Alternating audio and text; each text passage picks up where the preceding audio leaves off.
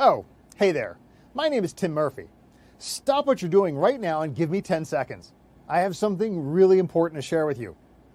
Now, you're probably not happy with your job, and they probably aren't paying you the money that you deserve. Let me tell you about MercerCountyWorks.com. They're the #1 fastest growing job engine in New Jersey. And unlike Monster, Career Builder, and Glassdoor, Mercer County Works connects directly with employers to get your resume in front of decision makers.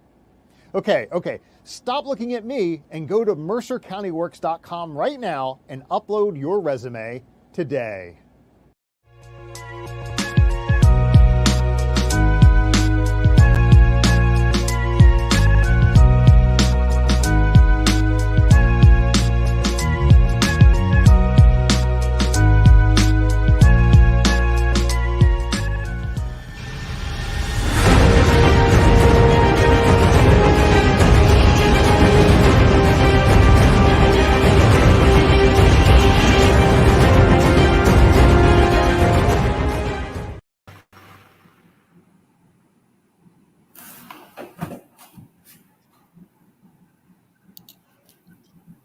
And we are live. Welcome to Facebook, Twitter, Instagram, and my favorite, LinkedIn. Welcome to another episode of the Rise and Grind Show. We are here to talk to you today about the new CEO, the rise of the human resource professional. And I'm here with my main man live from Qatar. Please, brother, tell them who you are. Peace and blessings, everybody. This is your man, not your boy, Jay Tyler, live and direct. Loving the show, loving the energy from the panelists already behind the scenes. So getting ready to rock and roll, everyone. Awesome. Well, listen, we have a great group of panelists with us today that are going to get your questions answered and definitely looking for a lively dialogue. So without any further ado, I want our panelists to introduce themselves to our viewers. And actually, before we get into that, I want to give a special shout out to my mother. Today is her birthday, so if you're listening, happy born day, Mom. Okay. So that's from across the globe. We got North Carolina, Bahamas, Qatar, from across the globe. Happy birthday! So so please, if we can, Ma, go ahead and start us off. Let the viewers know who you are. Yes. Good afternoon, everyone. Good evening. My name is Ahmad Thompson. I am from Nassau, Bahamas. I am an HR professional. I'm a CEO. I have my own business. It's called Astute Talent Management, and I work as a HR manager at something called Bahamas Mortgage Corporation. Everything about HR is what I love, and I love everything about HR. If you look very closely, you'll see my shirt is actually filled with hearts, and that's because I heart HR. It's really my passion. It's what I love, and it's what I love to do. So I'm grateful for the opportunity to be here, and I'm just thankful, man. I'm looking forward to a great show. Oh, awesome. I thought you were going to say your shirt was filled with little HR symbols. I was like, wow. Well, the heart in HR stands for HR, right? So we're good. Yeah, we're good. That's right. That's right. No doubt. Awesome. Well, thank you for being with us tonight. Jisa, please tell our viewers who you are. Awesome. Hello, everyone. Thank you, Mercer County Works. I'm so excited to be here. I'm Jisa. I have 17 years of HR experience, which is preceded by a career in finance. So sometimes I refer to that as a dynamic dual. Happy to be here, share insight, and also learn from the other panelists. Awesome. Thank you for being with us tonight. Joy, please share with our viewers who you are. Hey, y'all. My name is Joy Pittman. I am the CEO and founder of HR for the Culture, previously named JVP Legacy, but we've shifted our name over. And so what we do is support Black entrepreneurs in building teams and scaling their businesses. I transitioned into the entrepreneurial space after a 15+ year career in HR across public and private sector and nonprofit. So I've done a lot of stuff, a lot of places, but I'm most proud of the work I'm currently doing in supporting the community and helping them build employment for people that look like us. So I'm excited to be here. I'm excited to be a part of this conversation. Awesome. Well, thank you for being with us tonight. So I'll tell you a funny story. So when I talked to Joy calls herself the Olivia Pope of HR. And so for any of you that watched Scandal, when she said that, I was like, wow, this is the Olivia Pope of HR. I said, well, Joy, well, maybe, my HR handle could be like Rowan, if you watch Scandal, you understand what I'm talking about. She says, yeah, no, Duncan, that doesn't give, as much of a ring as the Olivia Pope of HR. Right. That kind of shot down my hopes and dreams of, of that handle, but life goes on. Thank you, Joy. Oh, yes, definitely.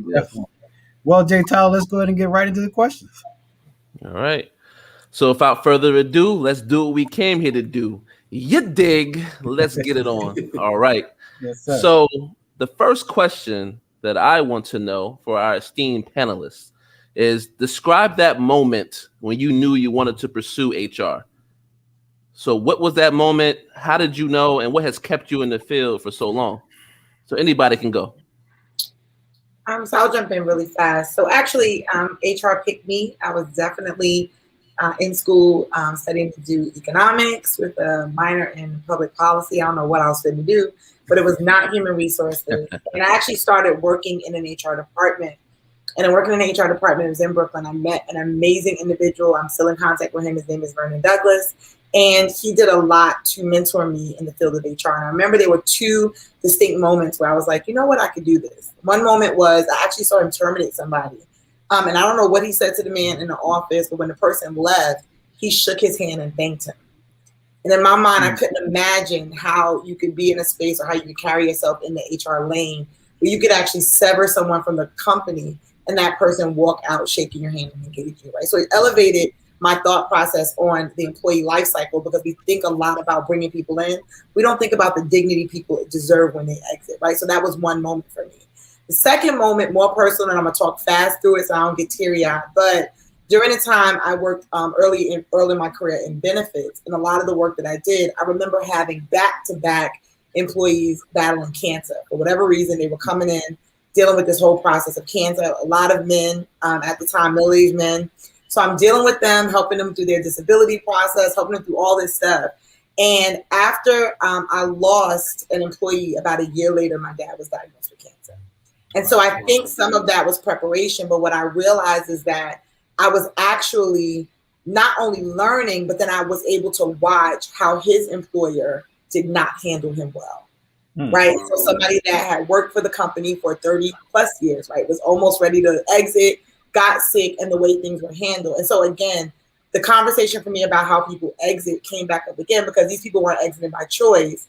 It was a life circumstance, but really seeing HR as for a lot of the employees or for all of the employees, we literally are the support system that helps them navigate not only employment, but big areas of their lives, their benefits, right? How their change of life events, they get married, they have kids, they have all these things that happen, and we're at the core supporting them through it. And so that for me, I'm not very touchy-feely, but that for me was a moment where I really saw that how I could utilize my skills and the passion I have for people and align it in a way where I could really support people tangibly and help them navigate organizations. So those were my moments, and I'll pause here. Wow. Powerful.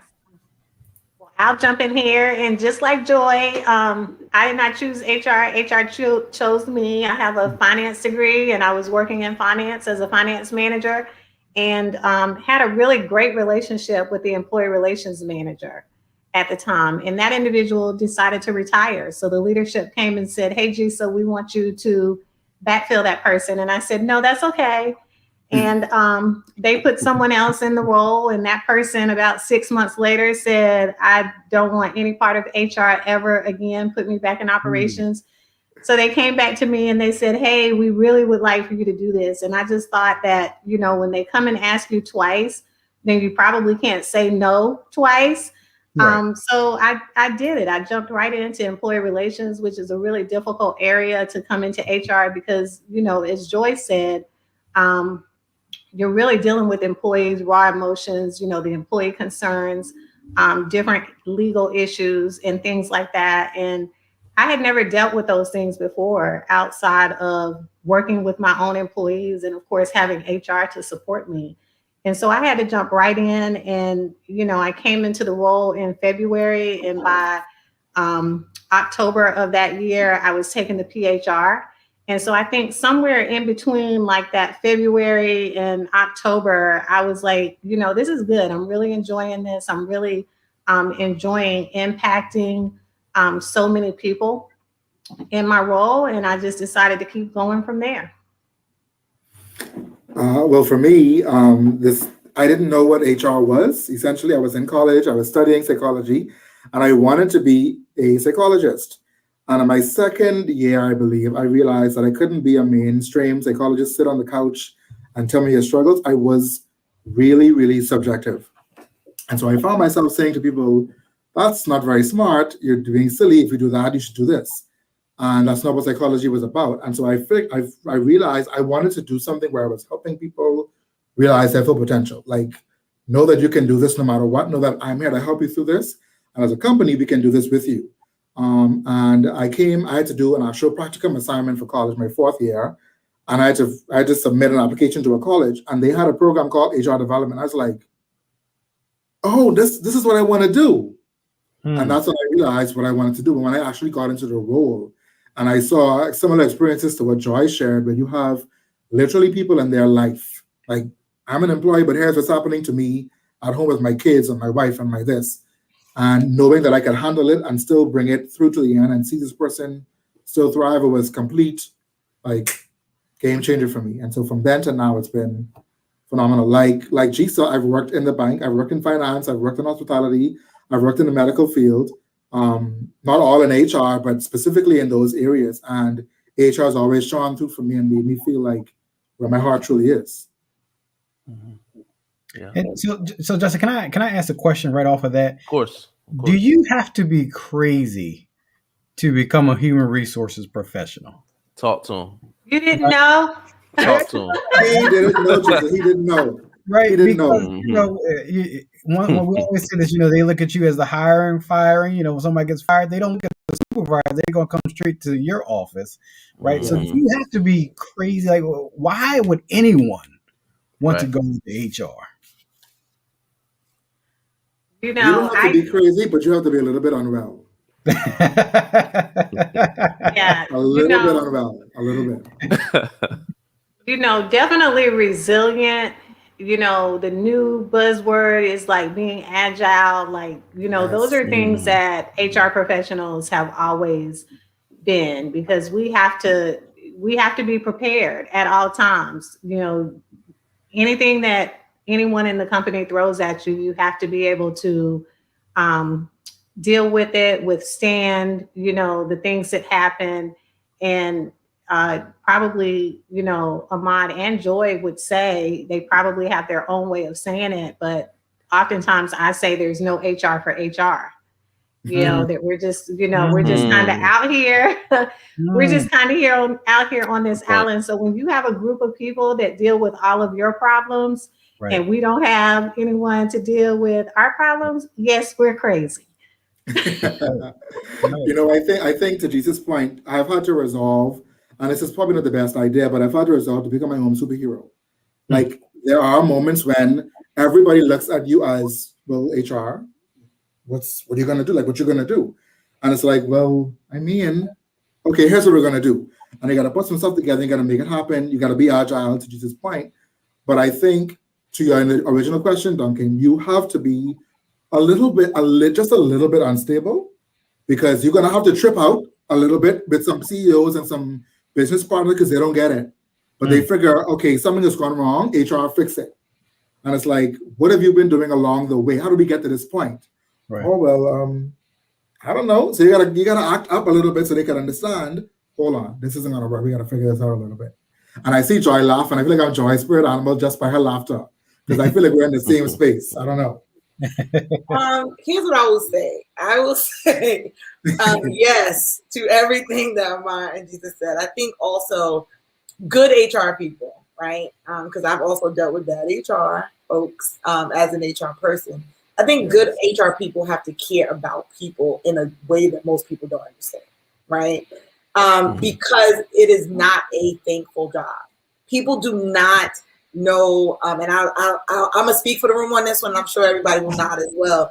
They don't know the going to bat that we do for folks, They don't know the conversations that we have on people's behalf. Even if we don't get the outcome the person wanted, they don't know. They don't know the nights we don't sleep because they doing layoffs, they doing stuff, and we're not resting because we know we got to look folks in the face and walk them through. I remember not sleeping for like a week straight because I knew a layoff was coming. And I was literally up trying to do the math to figure out how we could give people the best, like literally up trying to figure out how we could layer in transitional plans because people had been here 20 years and not done their resumes. And like, I didn't get to make the decision that folks had to go. So we're literally up doing the work of trying to figure out where it lands. And then we got to go have the conversations and then go back to somebody ask you how'd it go. And you're like, it went okay. And they're like, okay. And you go back to work, right? But you carry that stuff with you and hope then you don't see these folks in the street and they think it was your fault, right? That all this stuff happened. So I think, but I do realize that there have been moments where I think it's almost like, it's the worst thing I can compare it to. It's like good parenting. Like, I think if your kids don't hate you just a little bit, you're not really a good parent. And I know that sounds horrible, but there's a season, I think, in every good parent's trajectory where your kids are like, but you do it anyway, right? Because you know that not doing it means that you may have more friends, but you know the outcomes, right?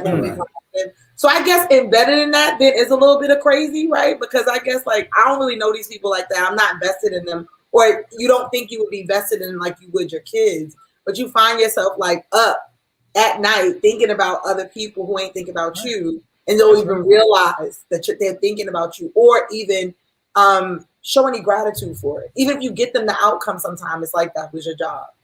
Like, thank you for working 9 to 5 today. I'm like, but I stayed up like for 4 weeks working on this one little hour and nobody cares. And I think to Joy's point, I've had to resolve to make sure I'm not looking for anybody else's gratification. I'm doing it because I absolutely love to. And if I don't do it, who else will? That's the way I approach it. Yeah. You know, it's you can't be in this job thinking that you're going to get all the shine. This is not a shine type job, right? You're a fixer in a lot of ways. People are looking at you to fix things. And so you have to have a lot of emotional competency for this job or you'll unravel very quickly. So definitely. Interesting stories and reflections on this question. And so it kind of... Yes, go. I'm sorry. Can I? Because you know what Joy said kind of hit home. I can remember. I can remember just. I can remember just an employee telling me that, you go to bat for other employees more than you do, for a certain, and it really just hurt my heart. Right, hurt me to the core because, like, certain employees may have been, looking at the front door, but I go to bat, for every employee just like I will for anyone, and so it just really just hurt my heart to hear that. But they don't understand that because they aren't privy to those conversations. They can't be in those conversations. But then it also goes back to what Jesus said. Who does HR cry to? Right? Who's where can I lay my head on whose shoulder? Right? Who can I talk to about what I'm dealing with in HR and how they can help me do that? Who can we talk to? I think one of the things also people don't really process. I remember, working in an organization where my manager gave me an unfair, and when I say unfair review, not just because I didn't like it, but they just didn't do the things that we're supposed to do to give a person a review, right? The review was due in December. They gave it to me in March. They gave it to me in March after a situation where we had worked understaffed for a whole quarter, and I finally said, we're running out of bandwidth. And so their retaliation was, you're not a team player. Like, I sat through that, right? After coaching other managers on the right way to do the review, to give the review, to lay out the review, and even in pushing back to my manager who is running HR, their thing was, well, we revisited at the 6-month mark. So who did I go to in that moment, right? You go to compliance. Where do you go? And I think those moments where when I fought for raises for people and my department was not getting one, right? And I think people don't necessarily, it's not for them to process, and we definitely are not going to bleed on them. But I think those moments are moments that people don't realize. So the offhanded, you don't fight for everybody, comments hit differently, right? To because we do know we're going to bat. Sometimes we're going to bat and carrying our own bruises at the same time. And you can't even talk about it. You got to sit there and act like everything is okay and keep smiling. So, yeah, I guess we go to each other, right? And conversations like this are a little cathartic, at least knowing you're not by yourself. Right. I guess I go to Sherm. Try to figure it out, right? Let us know how that works out. Talk to Johnny C. Taylor. Like, hey man, what I got to do with this situation? Definitely. So I have another question that kind of dovetails into what we just talked about. What are the most challenging aspects of being an HR professional? I think I'm going to jump on this one. I think that one of the most challenging aspects of being an HR professional is when the business you work in does not respect HR. That's challenging. It's like, okay, they know what they in their mind, HR is only involved in two ways. You bring on the people we need and you fire the people we don't need. Or you extinguish a fire that we started somewhere in the business and have no idea. HR has no idea what has transpired from point A to point Z. And when I say respect, I mean actually invite HR to the table. So what I've done in my career is I create the table and I bring you to mine. Because as a business partner, you aren't going to sit there and make decisions that are going to affect the people that we have to support and serve and don't invite us to the table. So I'm going to invite you to my table. Come on, let's have a chat about your plan for the business, about your plan for the operation, about your plan for the organization. Because together we're going to make this make sense. And I think the most difficult thing is that if you don't have the wherewithal to do that, the gumption, the oomph, whatever, the fortitude to do it, you're going to be in trouble because you're going to really feel like, what am I doing here? What is the point? But you have to demand and create that space to feel like a valued partner at that table. I think that's one of the biggest challenges that we have as HR professionals, in my perspective. Also, I can kind of jump in here with a different perspective. I've had roles where that was the case, where there was pretty much no respect for HR. I'd sit in with leadership, and they put something out on the table. Maybe it had to do with what could be considered discrimination, or what should our hiring process be. And if I pretty much laid it out for them, they would say, "Oh, well, let's see what so-and-so has to say." And so-and-so would be an operator, and so I've definitely dealt with that perspective, but I've also dealt with the perspective of being at the table and almost being the table, right? So you're at the table, and everything that comes up, everything that is needed, the organization somehow links that to, oh, it has to do with our people. So that must mean it's a responsibility that HR should have. So I think there's like two different perspectives where you can't get to the table. And then in those situations where they invite you to the table and you're there, it means that you're going to have a challenge of being looked at as the individual who is supposed to do it all. Yeah. I think also it's that people are very inexact science. And so I'll have, there's a hard moment of people wanting to come to you with a set of facts and be like, so what do I do? And having to say, it depends on all these additional facts that I still need to know about the situation, about the timing, about what you've done in the past, about blah, blah, blah, blah, blah. And so in that moment where somebody kind of wants you to Jesus' point, to fix it, like, hey, I'm bringing you these things. You're the HR person. Fix this. And the fix is embedded in 50 more questions that I still need to ask you because, to Ahmad's point, you brought me in too late. Or you brought me in a piece that you thought was appropriate for me, not understanding that there are implications bigger than what you think is my job, right? That I need to be aware of, right? I may need to know the financial impact. I may need to know, like, there's other things I need to know.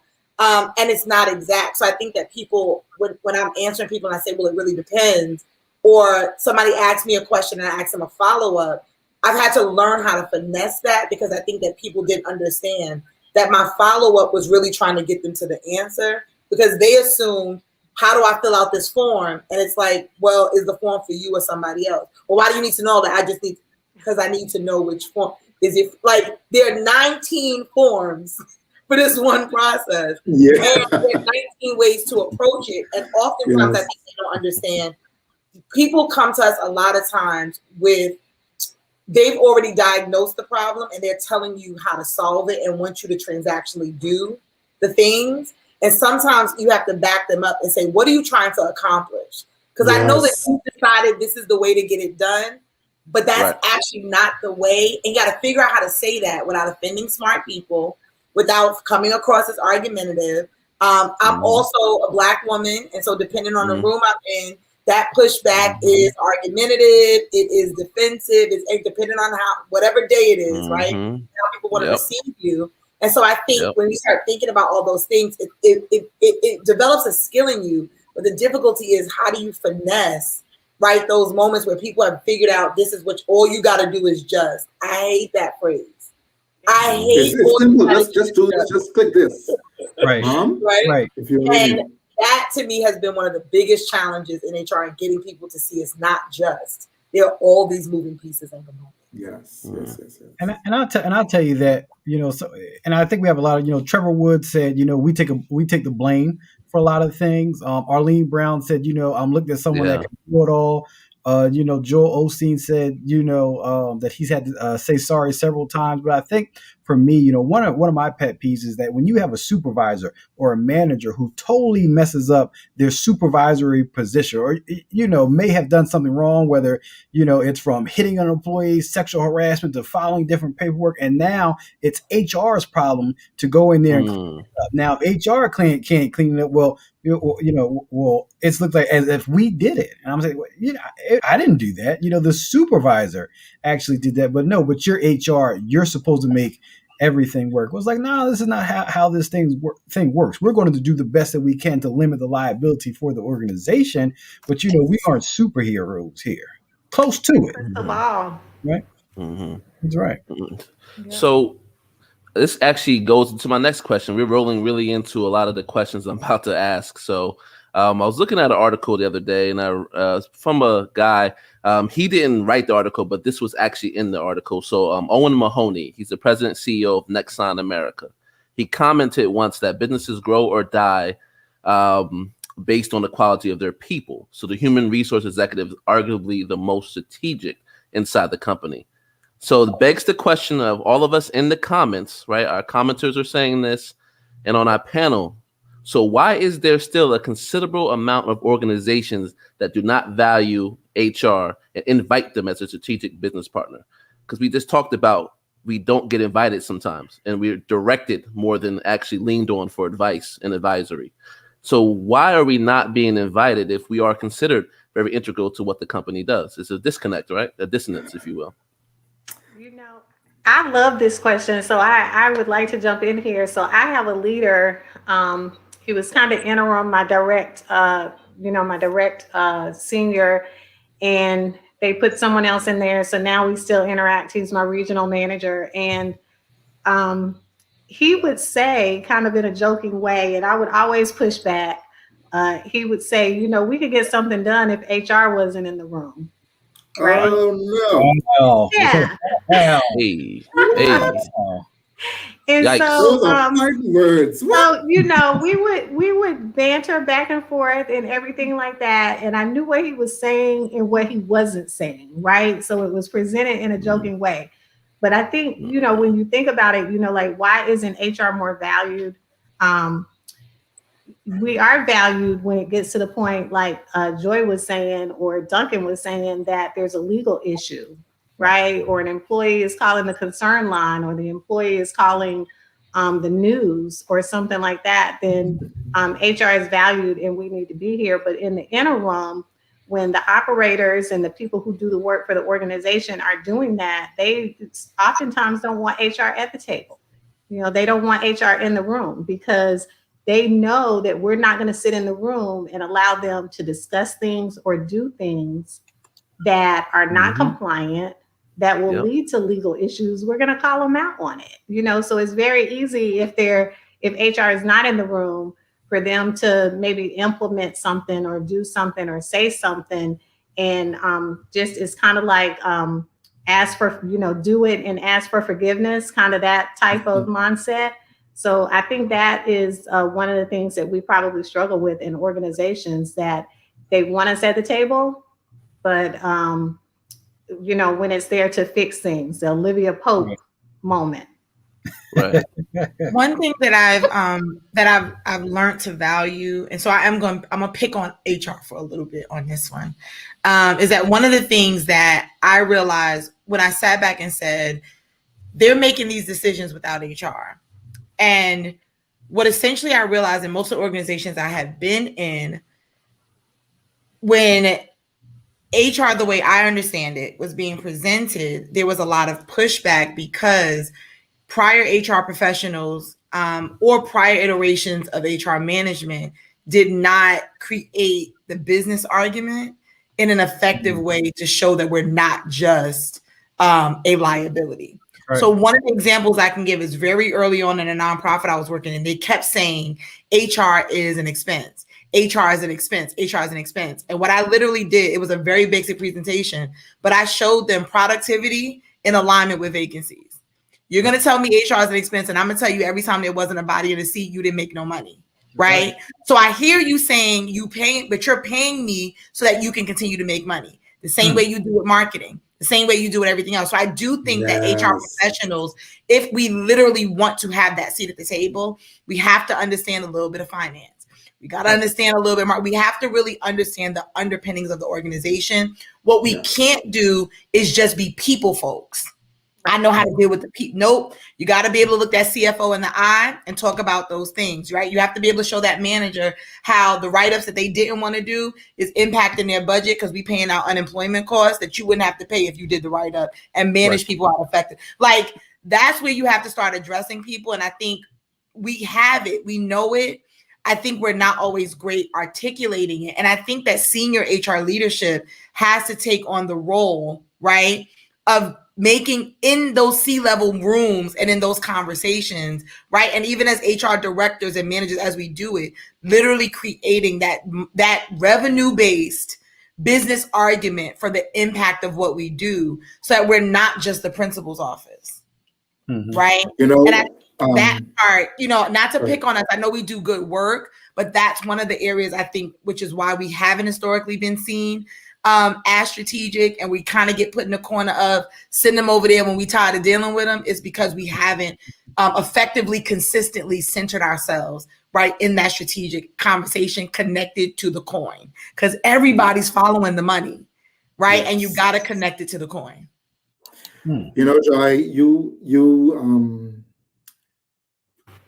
spot on, right? I feel like we as HR professionals do not avail ourselves to the business the way other executives do. Every time I join an organization, the first person I connect with is the CEO and the CFO, the person driving the ship and the person who's controlling the money we spend. Right. I need to understand what's keeping you up at night. What money are you looking to hold on to? Show me the business, show me the bottom line, show me the P&L, show me everything that I need to know to effectively lead your money and guide the people. Because the people decisions we make are going to affect your bottom line eventually, right? And as a disruptor, we can't just take what we've learned, be there for the people, help the people, guide the people. Yes, that's an inherent part of what we do. But we're not going to be respected unless we show what we can bring to the table, right? To Joy's point about showing you, okay, you're talking about money? Let me show you how we get money. Yes, HR is an expense, and we're not really a revenue-generating department. We're not supposed to be. We're bringing the people to source your revenue, but at the same time, we can help you to maintain that revenue and sustain the revenue. And I think if you assert yourself as an HR professional, as someone who knows the business, KYB is my slogan of the forever, like, know your business.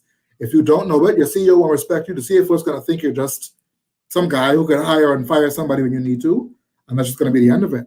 But until you bring yourself with the knowledge you need, and the language you speak is going to determine how you're received at that table. Yep. Yeah, definitely. That's spot on. Indeed. You're on mute, Jay Tyler. Oh man, my I excitement. I was like, wait, I done lost signal. Please don't mute HR. Yeah, I have this magic ability to talk and you can't hear me. You know what I mean? It's just a magic ability. Thank you for telling me that, Dunk. So I have another question about what we're just talking about as well. It does blend into this as well. So 2 researchers back in 2014, they did a survey about what skills does a chief human resource officer need to be corner office potential, right? So those results indicated that a CHRO needs to acquire technical skills and financial skills early on in their development and also along their career. All right. So how does a person moving up the chain acquire those skills and be able to apply it effectively and confidently in those boardrooms? How does that work? For me, I think, Jay Tyler, I use people. I use people that know things to get things from them. That's the bottom line. I don't believe in having to necessarily go to go to college, go to school, get the degree, get the certification. Those things make sense. They do well for you, perhaps in the long run. But if there is a CFO, a director of finance, a business development manager, someone that I think has a skill set that I can learn from, I connect with them. I teach them what I know, and they teach me what they know. And I think the more you connect yourself to the business in a business, you are going to be successful. If you continue to isolate yourself as the people pleaser or the people solver, that's what you're going to be regarded as. But if you know your business, if you assert yourself and connect yourself to the business, to the people in business, you will succeed. I think the findings in that study are accurate. Technical skills are necessary. You have to know what you're doing, but also that financial skill set. If you don't see yourself as someone that knows where the money resides in your business, you're not gonna succeed. It's just gonna be a disaster for you, and they're gonna look at you as call them out when you gotta hire someone and call them out when you gotta fire someone. That's it. When you mentioned technical, were you talking about technology, tech, or was it technical, like functional skills? When they mentioned that, like more so like the hard skills of HR. Okay. You know, not necessarily the tech skills, but the hard skills. And blend it with the financial skills to speak and talk that talk with the C-suite, if you will. You know, one thing I realized about the tech stuff and the technical stuff and the finance stuff is that if you actually embed yourself in the work, much of what I learned was handed to me. It was something that came up. I worked in an organization, for example, where they decided 3 months in, they were outsourcing finance and payroll got to stay. And guess who got payroll? So I learned payroll sitting up, reading 1,000-page payroll reports bi-weekly, going through them and itemizing. But I learned a lot. One, I was able to figure out who was putting in vacation time and sick time wrong and putting in 8s instead of 7s and doing stuff all backwards.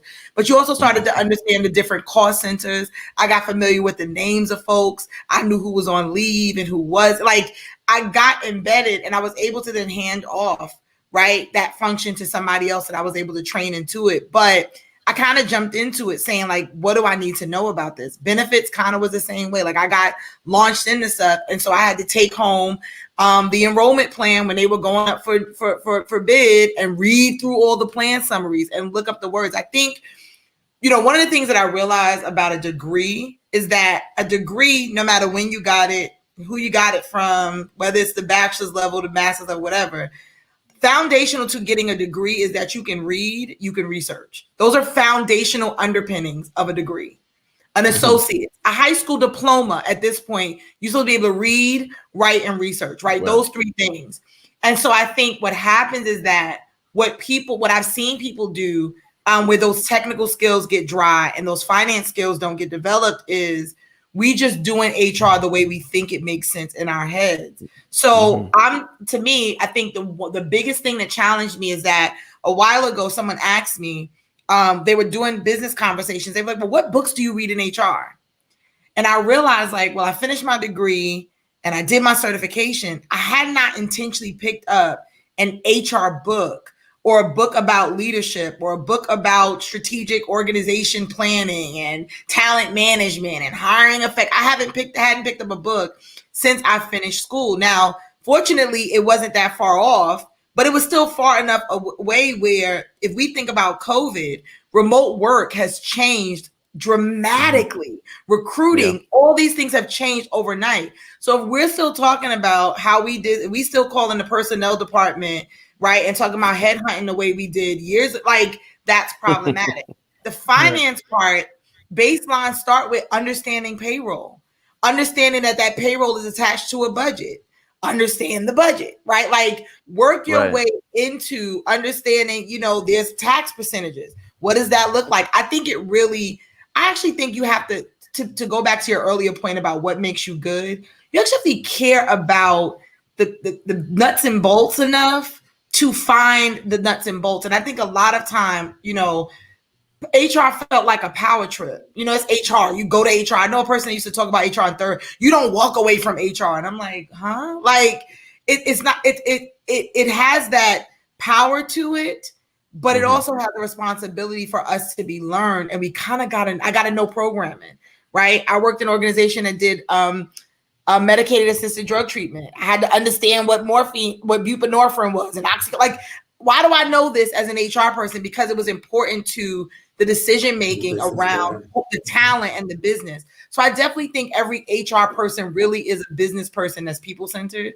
That's really all we are. And so ideally, you wouldn't go to a business person that didn't understand their money.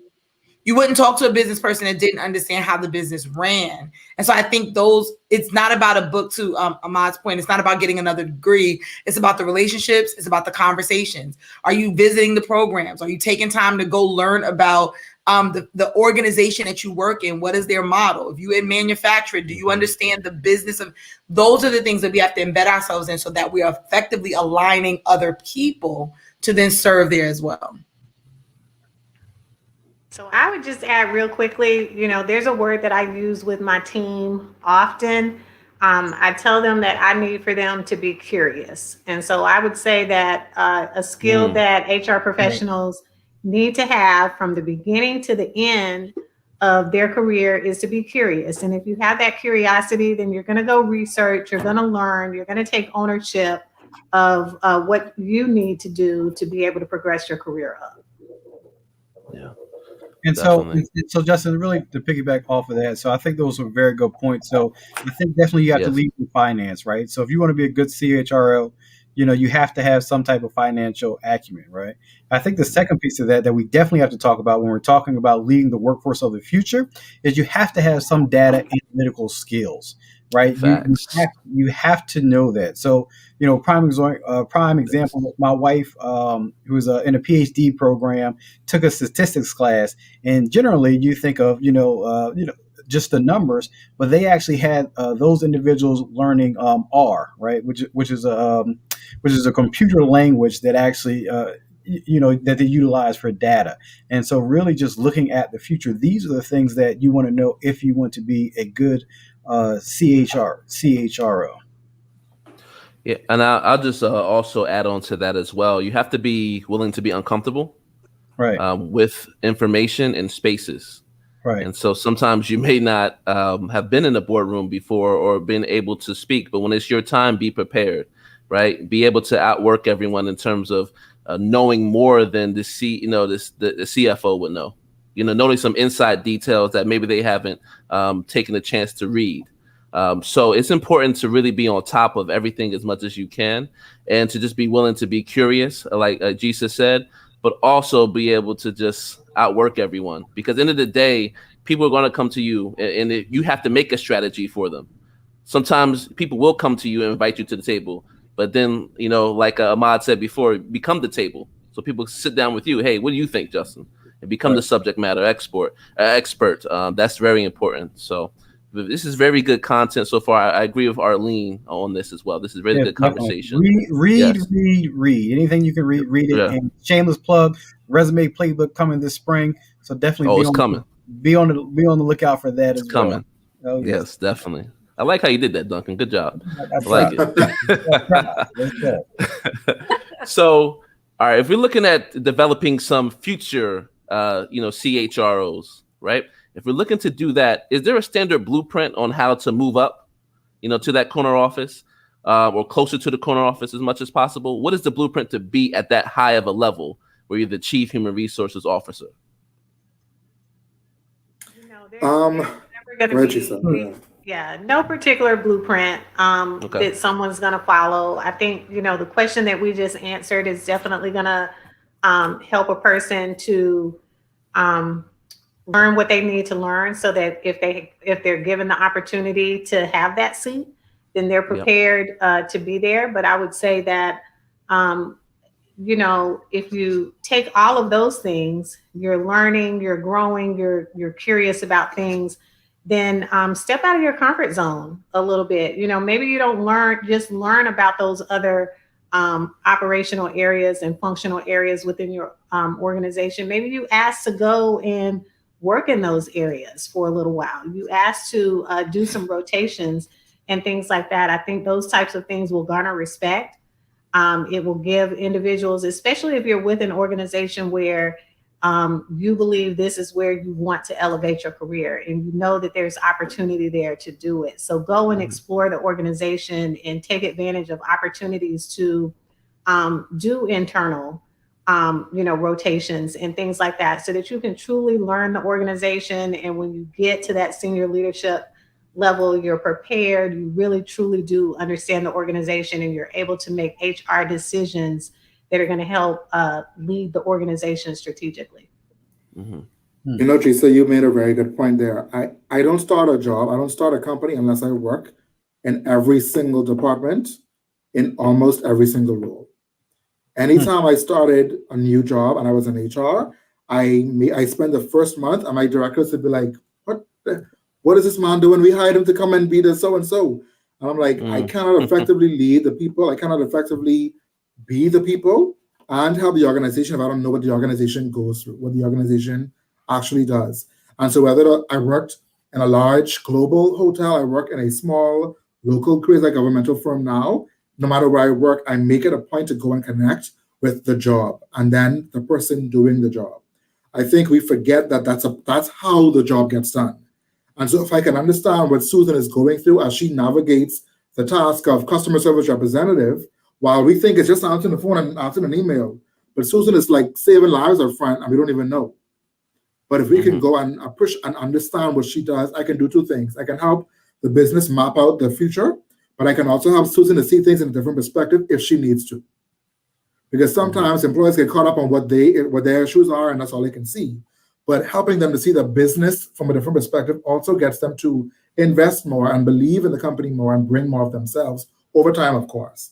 And so I think to that point, Gisa, I immerse myself in what the company is, the roles that we serve, because I believe in servant leadership. And I believe that the only way to get it done is to get it done together and through and with people, right? And so there's no blueprint, in my opinion. I think to sell it like there is one would be a complete disservice to that person looking to come into HR, because every single HR role, whether you're performing this, whether it's the same title or not, it's going to be different.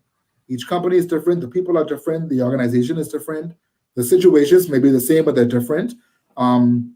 Joy's point about having those recurring cancer issues at work, even though the matter was cancer, each person handled it differently. And she had to show up differently for each person. You know what I mean? So there's no blueprint. There's just a matter of understanding what you do, who you're doing it for, and what the ultimate goal is in that company. I would agree. So one, I never made it to the CHRO seat. So this is just me giving conjecture. I want to be clear about that.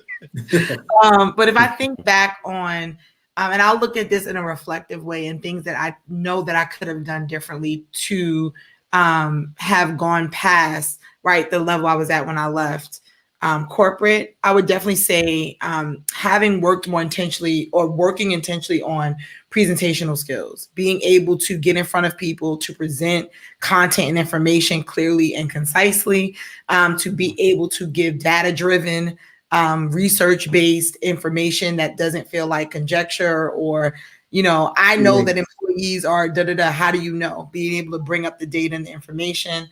Definitely thinking about strategic relationship building and how to work collaboratively across units. I know that sometimes HR, there is a comfort in our silo that we just kind of like, nobody gets it like we get it, but that doesn't necessarily serve us when we're looking to have people champion for our promotions and champion for our value when rooms we're not in, because we're not in every room, right? So having people that are able to speak to the value that they've gotten from you. And I also think, and this may be a not so popular opinion, but I definitely think understanding those finance skills that we talked about earlier, the ability to create that business argument. But I also think that the season of generalizing has ended to a degree, and now we're moving back into people having to specialize in a thing, right? So when you start looking at how these C-level roles are evolving, right, you don't see chief HR generalist, you see diversity officer, you see talent engagement. We're now moving into people going away from that kind of generalist, I can do everything model into these very specialized models, especially in larger organizations. So I would also say, thinking about now, I'm not saying that you don't learn or understand how all of them work together, but I would say, this is just my thought, that individuals who actually hone into and become extremely well-known and extremely strategic, knowledgeable, and really able to navigate an area of HR that is emerging, I think will do a really good job in getting into those CHRO chief officer seats. Because a lot of the chief officers, when you look at their resumes and look at their reviews, they did a track of HR and then kind of curved over into like this broader spectrum. Why? Because you don't have to do all the things. The chief HR officer is not running recruiting directly. They're overseeing, right? And then making sure those things run. So understanding if getting in your own lane, I think that is actually a faster trajectory. Not saying that's the blueprint. I'm not telling you if you do these 5 things, you're going to be there in 5 years. I'm saying that these are things that I think would help increase people's, as I'm looking at how HR is moving, I think that it would help increase people's visibility and their ability to kind of navigate and move up through the ranks a little bit faster. If I can just piggyback on what George just said, I think to your point about finding a niche, it's very important. When you know because HR is HR, but there's very many arms of HR as well. There are people who are heavy on the data side of it, the recruitment side of it, the personnel, like the figure side of it. And there are persons who don't want anything to do with data at all. Like, forget your report. I just want to help the people. Like, if you know where you do your best work in HR, you're going to be successful. If you try to do it all, you're going to just fumble the ball. It's like starting a YouTube page, right? You want to start a YouTube page. Okay, what do you want to talk about? Well, I want to talk about food. Okay, like you're going to stick with a vegetarian market. You're going to talk about kids' food. You're going to talk about like healthy food. You're going to talk about desserts. Like, what are you going to do? Like, you need to find your niche, hone in on the skill for that niche, and then also understand the business of HR as well to get to that CHRO level. You cannot escape understanding and knowing the business of what you're going to be doing. Because to be CHRO, you're not going to be involved in every single arm of it. You're going to be overseeing and providing oversight and guidance and strategy to help the organization get to where it's going to go. And so it's understanding, it's almost like becoming a project manager almost. Like understanding how to get from one point to another with whatever is needed in this particular arm of the project. If that makes sense. Yeah. And so, if I could just mention quick caveat to that also, in real fast. Do the research to understand what is emerging in HR. So if we're looking at data, if you're looking at the things around analytics, if you're looking at the way the world is acting, most people are going to now be working in states other than the state that they actually live in. And so what does it look like to specialize in navigating people who work in other countries and managing those relationships? Like, I think look at what the emerging trends are and think about growing yourself towards that specialist so that you don't specialize in something that's obsolete in 3 years, right? So looking at those trends and following those and then understanding that when this is now the thing where everybody's talking about this now, right? I'm the person that's been plugging along and kind of developing myself in that area. So I'm ready to take the lead and move organizations forward. Definitely don't climb that wrong ladder.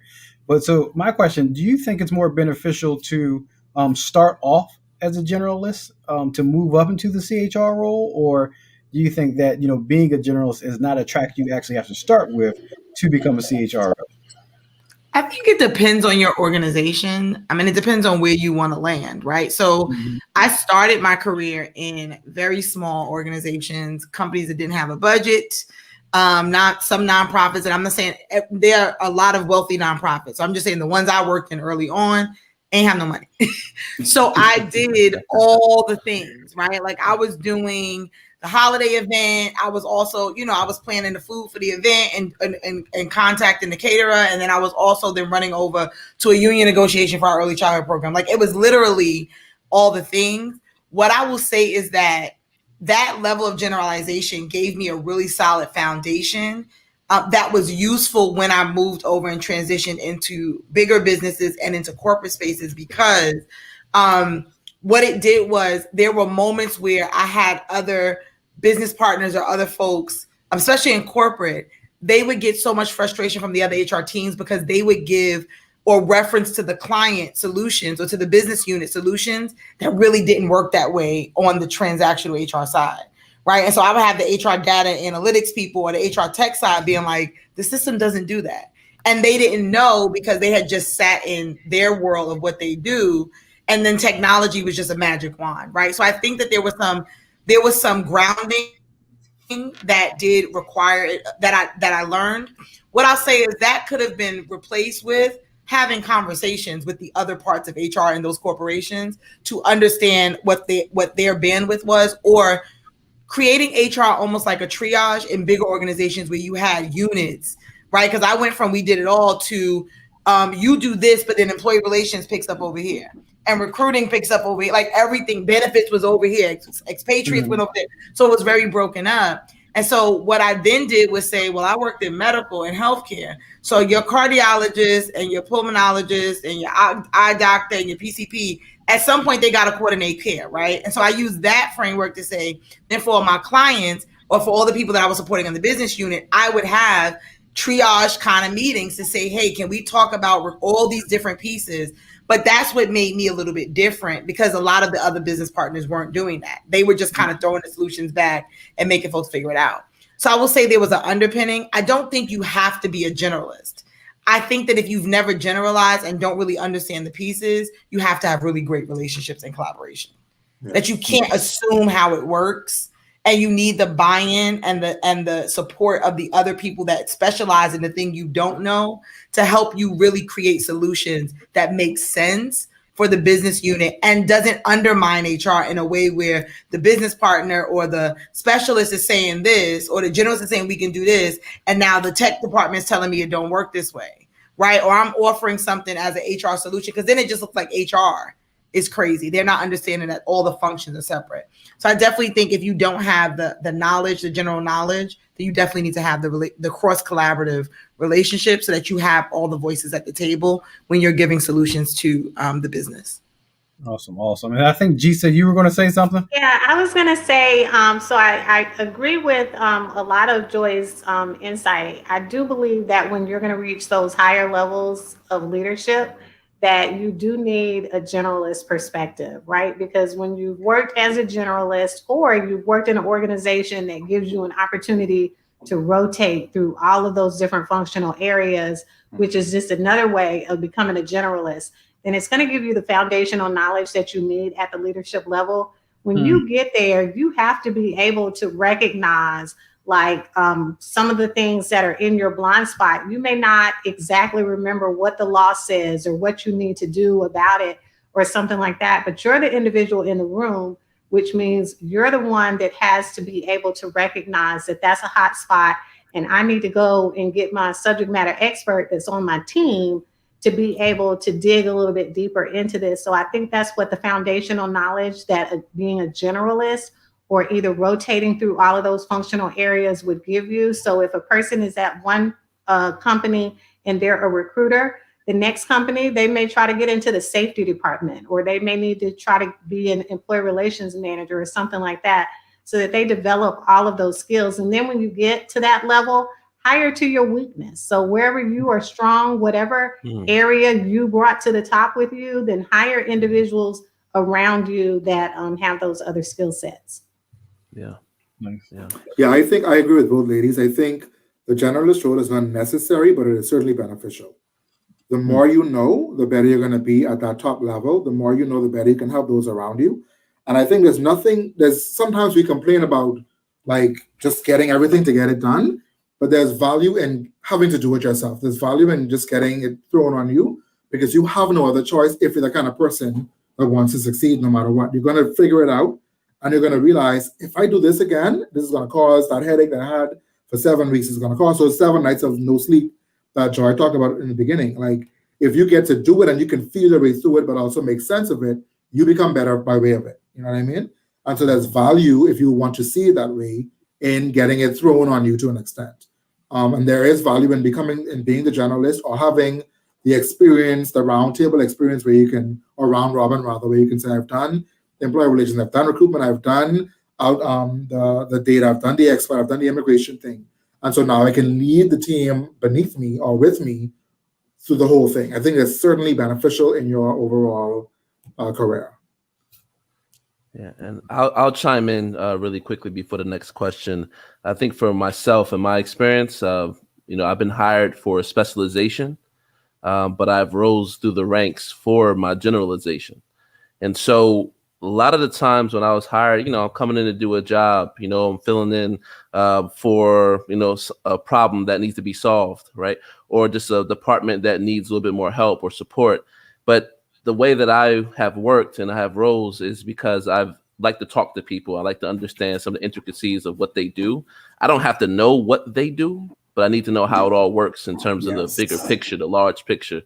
And so once I understand how everything works from the large picture, I could do my job better. And then when we get into these meetings, when I say something to, the group, the person who is a subject matter expert is like, he is making good sense on that. This is exactly what, needs to be done. And so that it boosts my value in front of the people who can elevate me, over time. So I just think it's good to be a specialist. And I do think it's good to have those conversations with people, just kind of pick their brain and see what's going on. And it all comes together. You can put, A, B, and C together and make them all connect. And at some point, it's going to come together and you're going to feel like, hey, you know what? I have the ideas, and somebody's going to look at you and say, you're solving a lot of problems, or you're giving us a lot of thought that we didn't have before. So I think it all could work. I think it's not just one simple answer for everyone. It depends on the organization, depends on your disposition and who you are, your ambitions. But if you're just a well-rounded professional, you'll get there. If the opportunities in the lane is there. That's the way I look at it. So I want to get to another question that's a little bit different than what we've been talking about. But this is more about a reflection in terms of your past. So think about one person in your human resources tenure or trajectory, career, that has someone who's really impressed you along the way. So what are his and her personal, professional qualities that make him or her an asset to any organization? So think of that one person for a second, and then tell us who they are, why they impressed you, why are they important to you? I'll start with this question if you don't mind, ladies. I thought about this question before, and I don't have one person. I'm so sorry. Okay. But what I did was I took what I learned from each of them and made like the ideal person for me. And there was one person that was heavy on the business side, heavy on understanding who you work for. What is your business? What is the business that you are in? There was another person that was huge on not showing up unprepared. Like, don't look like you don't know what you're doing. Like, have your act together, fake it till you make it, but never fake it. Like, that was her mantra. Like, never show up unprepared and never let them call you out unless you're prepared to be called out. And for me, for her, it was more like a don't come for me, I don't come for you kind of thing. But for me, it turned into, look, if you're not prepared to back up what you said or back up what you need to say, then don't say it. Like, don't just say things to say you said it, you know what I mean?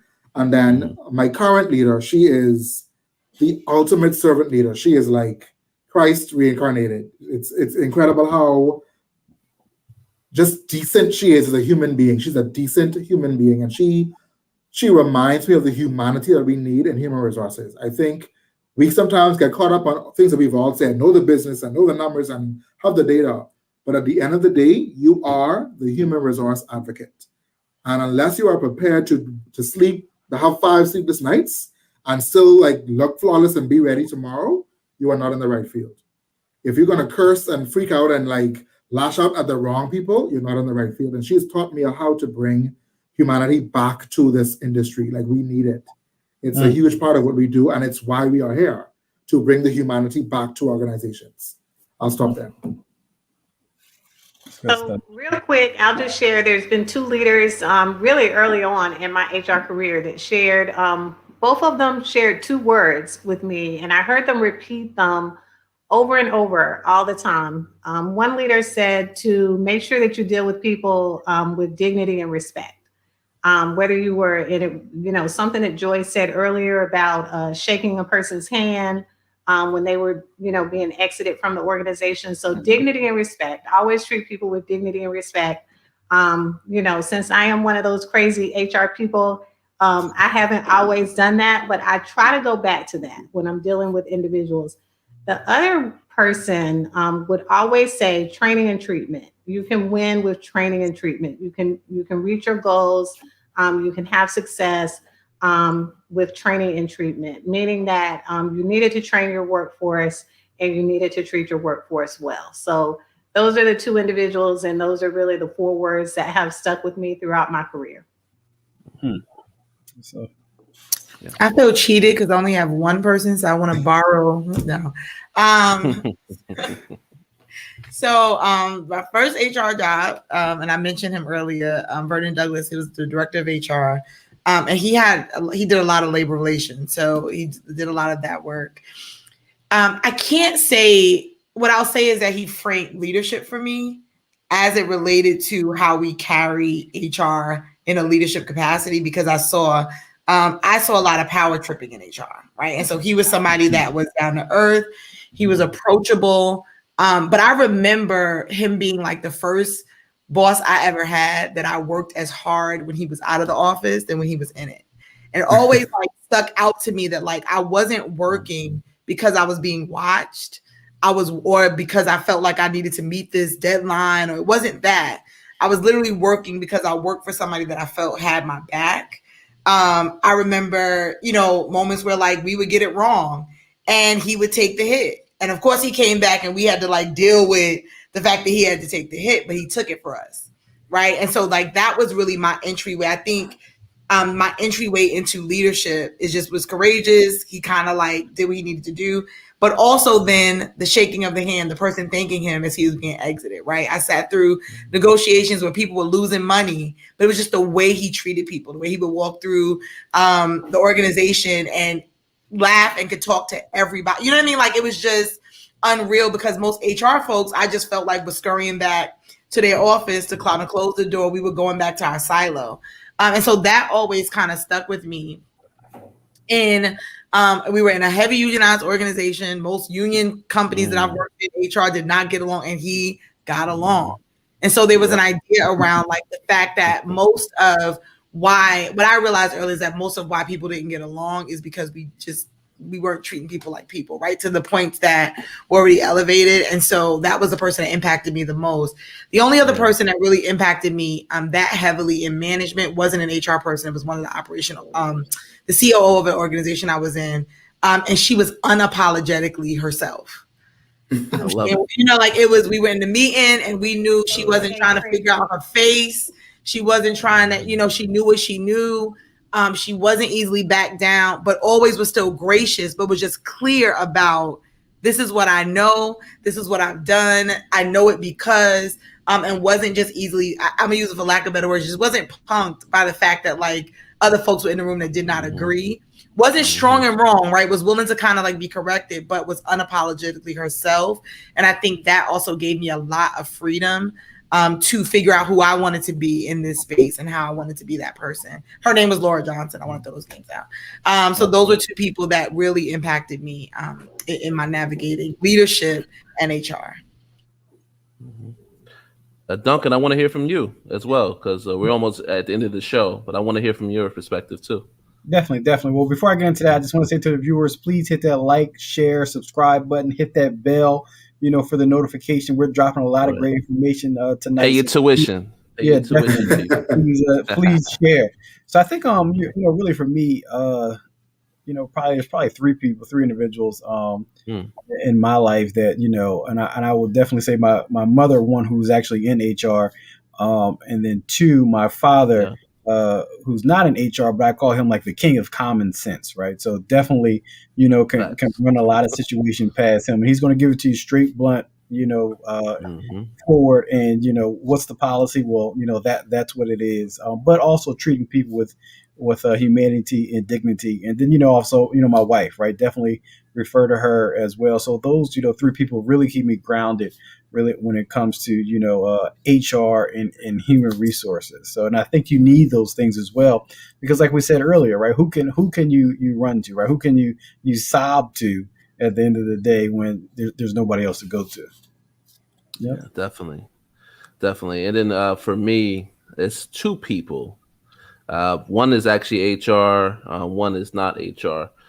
So before I came to Qatar and moved out here for work, there was a HR professional at my last job there, and always felt that she was very patient, calm, didn't get frazzled easily, and if she did, you didn't really see it.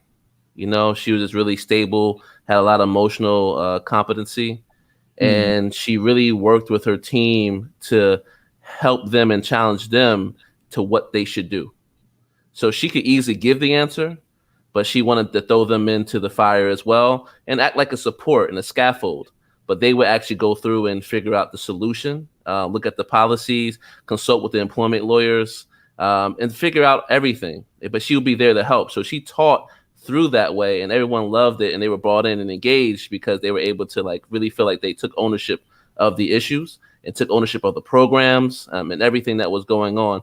So I really understood it, and I peeped that from a big distance away. Like, wow, look at her. Like, she's really, teaching. And I don't think anyone even knows that they're being taught right now. So I thought that was pretty remarkable. And then the other lady, she was not an HR person. She was a CEO. But I've never been around a CEO like her. And she really just was the most balanced person that I've ever seen, because I've seen CEOs who are very emotional, who will curse you out, no uncouth, you know what I mean? But question you for going on why you get. I've been around one CEO in those spaces who actually asked the employee, "Why are you going on a honeymoon?" Wow. You have to go to work. You have work to do. So again, that just tells you how many people I've been around on the other side. But when I saw her, like I said, she was so balanced in the way that she reacted to people, and she was humanistic in the way that she reacted to people. And so she would sometimes just go around and say, "Hey, I want to have lunch with you. Let's go to lunch." And you could just be someone who's working in, the front desk. You could be someone who's a janitor. She would just want to talk with you. She just wants to see, hey, what do you think about our organization? And then even just, how are you? What brought you here to my company? And so I thought that was really cool, because you could tell a lot from someone how they treat the janitor and also how they would treat the CFO at the same time. It was the same way. Nothing changed. She just wanted to talk to you and get to know who you are and who is working in her company. She wanted to really know who you were. So everything felt more like, tight-knit community versus like a place where I just work. It didn't feel that way. So those are the two individuals that really laid an impact on my life. So thank you for giving me an opportunity to explain that. And I love to hear all these stories as well. But listen, everyone, we are about to close out. All right. This is at the stretch run. This has been a great discussion. And we really thank our panelists and also, everyone who was commenting and just viewing or listening, appreciate y'all as well. So 2 more questions, everyone. These are the easiest questions of the night. I promise you, the easiest questions. So in no particular order, but if anyone was just checking out this live stream now, what's the biggest takeaway that you can give to our listeners today? If they just tuned in now, what can you say to them to sum up everything that we talked about?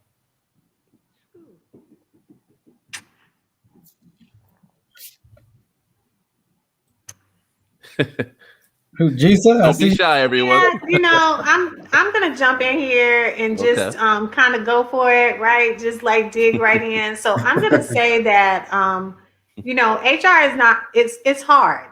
It's not something easy. A lot of times I meet people and they say, "How can I get into HR?" And a lot of times I ask them, "Well, why do you want to get in HR?" It's really hard work. We've talked about it. It's thankless. It's there's no HR for HR in most cases. We vent to one another. Sometimes we go without sleep. I don't necessarily have that problem because I'm a really good sleeper, but there's other things that impact me throughout the day, right? We all manifest it, in our own way or whatnot. I may stay up to 4 a.m., but then when I go to bed, I'm gonna crash. So it's hard work. It's gonna be hard. You're gonna get knocked down, get back up. you're going to fall down, get back up, be resilient, right? Because at the end of the day, I think all of us on this call would say that it's worth it. You know, when you do something, you want to be able to reap rewards, you know, those rewards like salary and promotion and everything like that. But I think those intrinsic things that we feel like we did good work, we were successful, you're definitely going to get that out of HR. Just stay the course is what I would say. I guess I would say, you know, it's and definitely everything. So I would put all these check marks next to everything that you just said.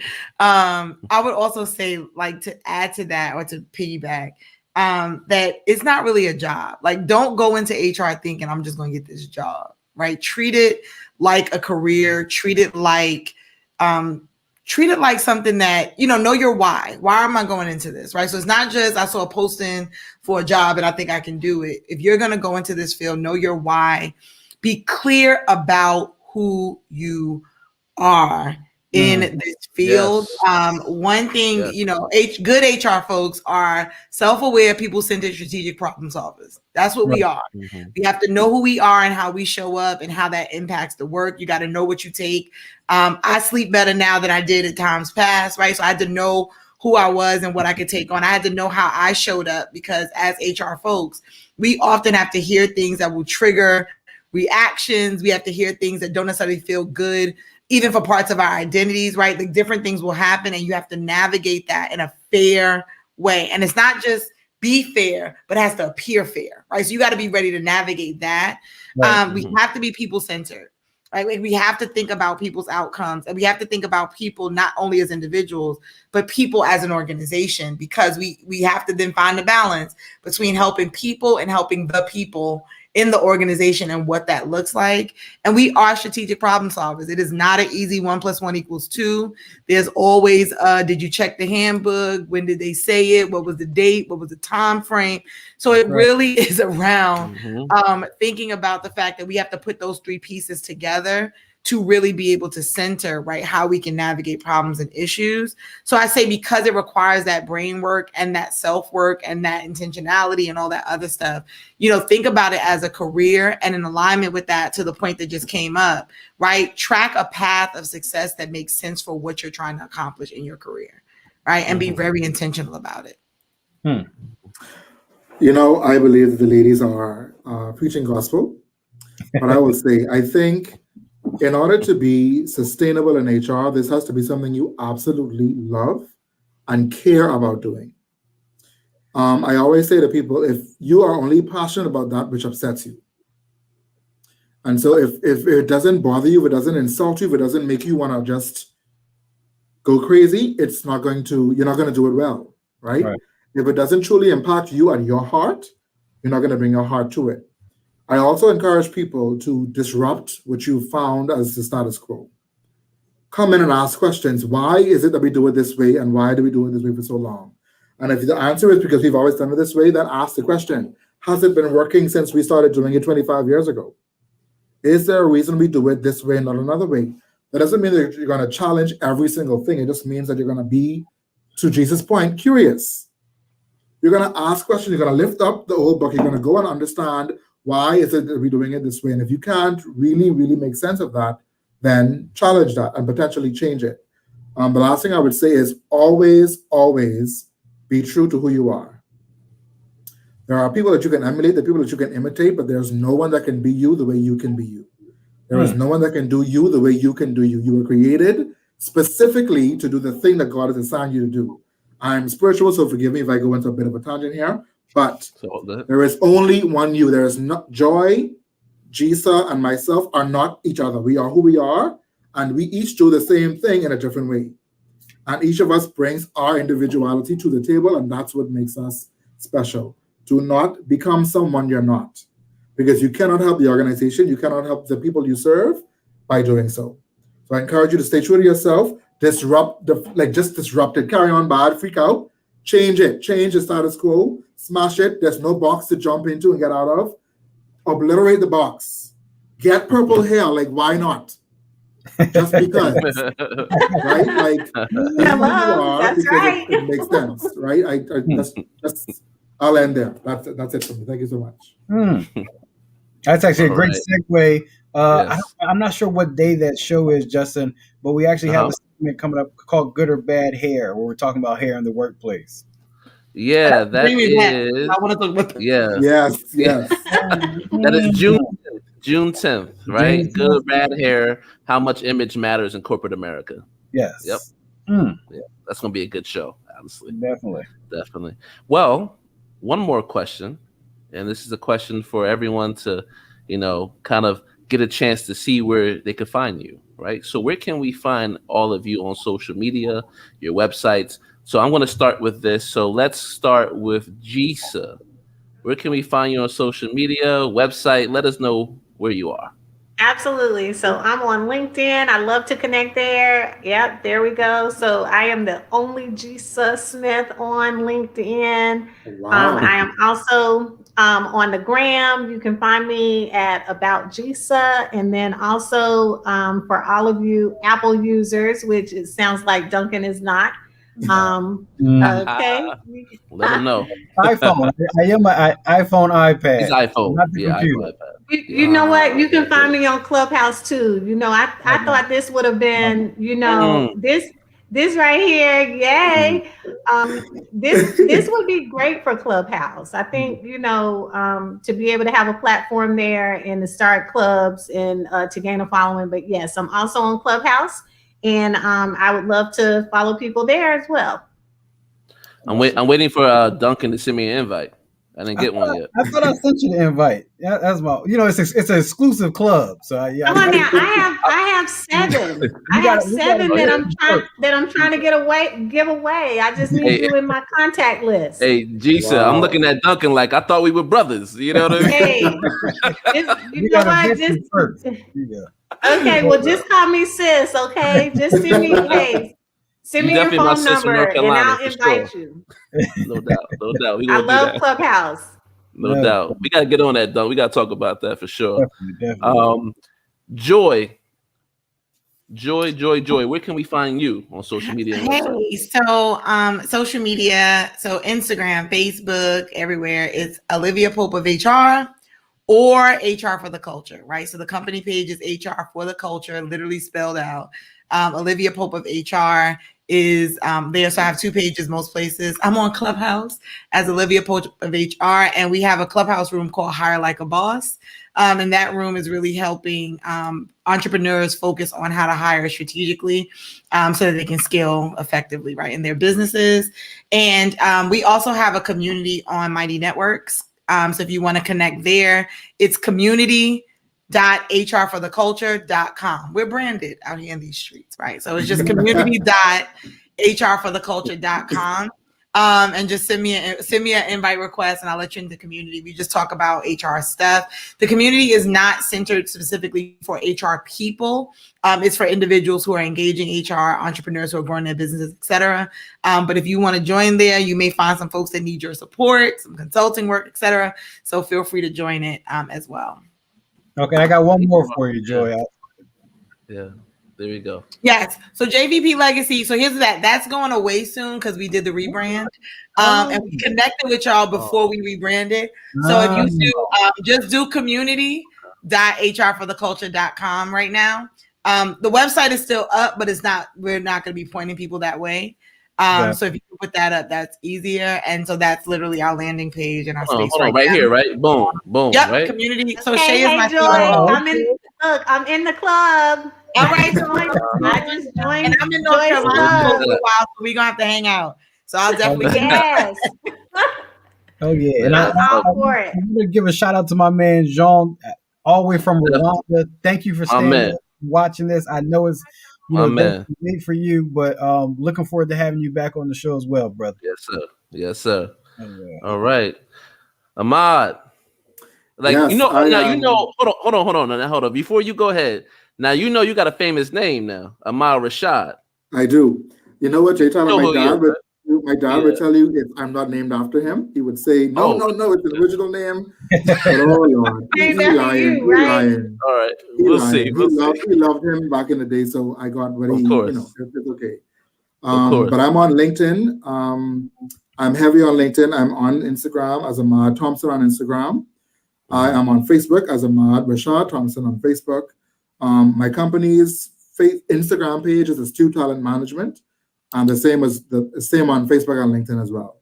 I am not yet on Clubhouse, but I've heard about it. So tonight, I'm in the club. I'm going to find y'all. I'm in the club tonight. Send me your number, and I'll invite you. Look, I got them 7 invites too. I think they were just handing out them 7. I'm trying to give them away. Let us know. Okay, perfect. So I'm going to connect with each of you. I love this conversation. This is amazing. So we're going to be in the club together, man. I appreciate this. And we can actually do a Clubhouse room. So let's get on. Thank you. Hey.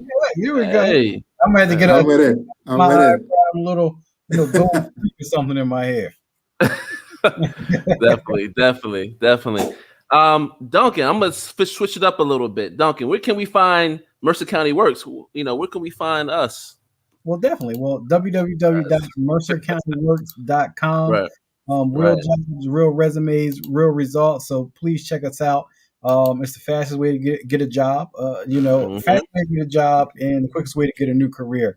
So please, if you are in the Mercer County, New Jersey area or anywhere around, definitely go to www.mercercountyworks.com. Right. All right. Duncan, take us away, man. We out of here, right? Yes. So we'd like to thank all of our viewers for hanging out with us tonight. As you can see, we might even be going to Clubhouse now.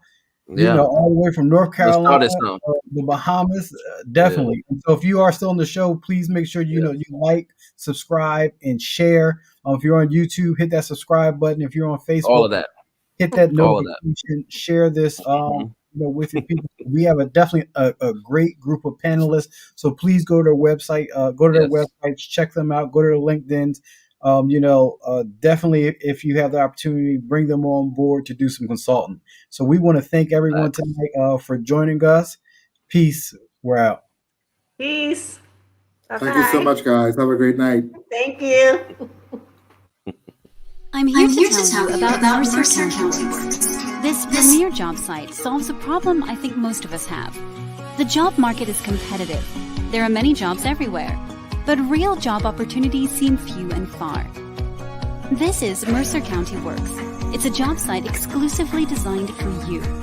You can apply for jobs like any other job site. Yet the difference between Mercer County Works and other job sites is Mercer County Works contains jobs for Mercer County and its surrounding areas. Job seekers like you can also benefit from resume and career assistance to rise above the competition and land the interviews that you deserve. Whether you are looking for 6-figure jobs, remote positions, internships, or freelancing roles, you can apply confidently for career opportunities in the area. How does it work? It's simple. Visit www.mercercountyworks.com. Search for jobs in the area. Apply for career opportunities that interest you. Not really satisfied with your resume? Then click on the Upgrade Your Resume button on the homepage to get career advice and have a professional resume writer review your resume for free before applying for jobs. On this job site, all career opportunities, supporting job seekers, recruiters, and employers with their diverse job needs. Exclusively designed for you. Real jobs, real resumes, real results.